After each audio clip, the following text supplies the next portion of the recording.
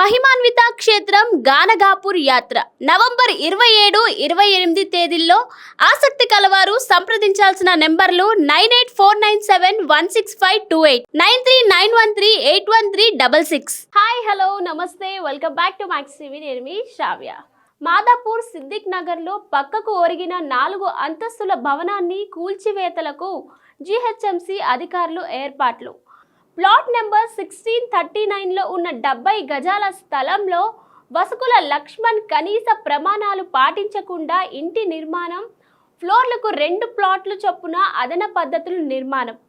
ఈ భవనములు 50 మంది నివాసం ఉన్నట్లు గుర్తించిన అధికారులు నిన్న సాయంత్రం భవనం గోడ కూలుతున్నట్లు పెద్ద శబ్దం రావడంతో గుర్తించిన స్థానికులు భారీ శబ్దం రావడంతో భయపడ్డ 3వ అంతస్తులో నివాసముంటున్న సాదిక్ హుసేన్ అనే వ్యక్తికి తీవ్ర గాయాలు.